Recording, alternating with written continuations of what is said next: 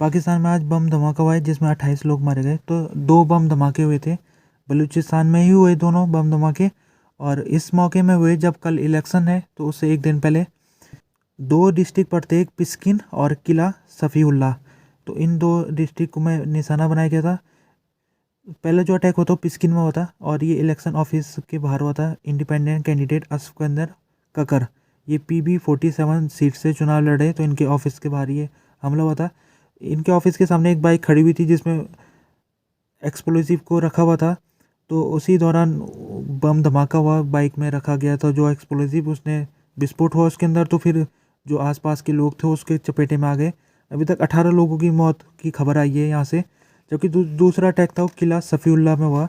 ये JUIF ये party है, जमात इस्लामी फ़तेह फजल, ये इस पार्टी के ऑफिस के बाहर अटैक हुआ है ये। और इसमें 10 लोग मारे गए। तो कुल मिला के 28 लोग आज के दिन मारे गए थे। और इसके अलावा तीसरी घटना भी हुई थी बलूचिस्तान में, चमन के इलाके में। एक JUIF लीडर जा रहे थे अपना कन्वाई को लेकर, तो उनके ऊपर गन अटैक किया गया था। हालांकि उनको कोई अभी नुकसान नहीं हुआ है, वो अपनी जान बचाने में सफल हो गए। तो इस तरह से जो बलूचिस्तान और खैबर पख्तूनख्वा जो पड़ोसी राज्य है, वहाँ पर भी इस प्रकार से घटनाएं आ रही है। एक इंडिपेंडेंट कैंडिडेट की वहाँ हत्या हो गई थी 2 दिन पहले। तो दोनों राज्यों में सिचुएशन बहुत ज़्यादा इस समय गंभीर बनी हुई है। तो ECB election commission of Pakistan ने नोटिस जारी कर दिया। उसने दोनों राज्यों के ऊपर मीटिंग भी बुलाई थी कल के दिन, जिसमें सभी बड़े बड़े जो ऑफिसर्स थे उन्होंने शिरकत की थी। और उनसे उनसे उन्होंने इलेक्शन कमीशन ने पूछा था कि आप क्या तैयारी कर रहे हो, आपको इलेक्शन आने वाले, इस तरह से घटना अगर होती रहेगी तो फिर लोग कैसे पार्टिसिपेट करेंगे। तो ये होने के बावजूद भी जब इलेक्शन कमीशन ऑफ पाकिस्तान ने मीटिंग बुलाई थी, तो उसके बाद भी कुछ असर नहीं हुआ।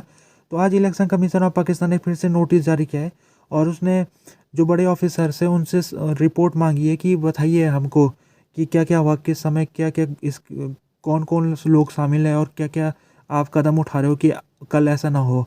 तो ये रिपोर्ट मांगी गई है। और साथ में जो CM है बलूचिस्तान की डोमकी, उनका स्टेटमेंट आया। उन्होंने कहा कि ये जो आज हमला हुआ है ये जानबूझ के किया गया है, यानी इलेक्शन को सैबोटाज करने की कोशिश की जा रही है, ये इनका आरोप है। और साथ में ये वोटर्स से अपील कर रहे हैं कि वो वोटर्स डरे ना और इलेक्शन में पार्टिसिपेट करने जाए, वोट करने जाए।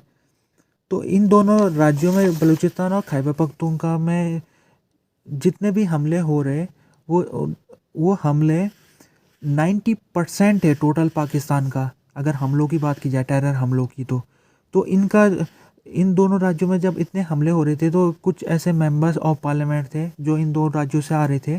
उन्होंने कुछ दिन पहले सीनेट में एक रेजुलेशन को पास करा दिया था, जिसमें रेजुलेशन में कहा गया था कि इलेक्शन को पोस्टपोन कर देना चाहिए जब तक दोनों राज्यों में स्थिति ठीक नहीं हो जाती। तो उस रेजुलेशन को पास कराने के बाद उसमें कोई काम नहीं हो पाया, क्योंकि वो नॉन बाइंडिंग रेजुलेशन था और इलेक्शन की डेट को आगे नहीं बढ़ाया गया था।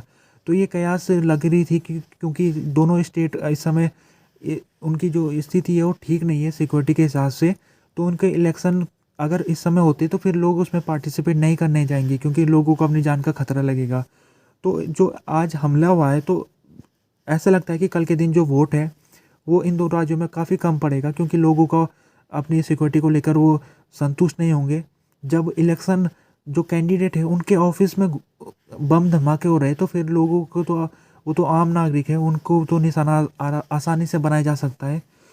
तो कल इलेक्शन है पाकिस्तान में, और इलेक्शन को लेकर अमेरिका का स्टेटमेंट आ गया। अमेरिका के जो स्पोक पर्सन है पटेल, उन्होंने कहा है कि जो इलेक्शन है उसमें कई सारे कंसर्न निकल के आ रहे हैं। पहले तो ये है कि काफ़ी हिंसा हो रही है इलेक्शन में। दूसरा, इंटरनेट भी ब्लॉक किया जा रहा है कई जगहों में, जैसे कि जब PTI की रैली होती है तो उस समय इंटरनेट को ब्लॉक कर दिया जाता है।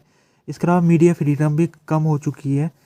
ये कुछ उन्होंने सवाल कंसर्न अपने शो की है अमेरिका सरकार ने, और अमेरिका ने कहा है कि हम चाहते हैं कि जो कल के दिन मतदान है उसको पीसफुल तरीके से संपन्न कराया जाए, और जो वोट्स है उसमें किसी भी प्रकार का रिगिंग ना हो। तो ये अमेरिका की सरकार ने आज स्टेटमेंट जारी किया है।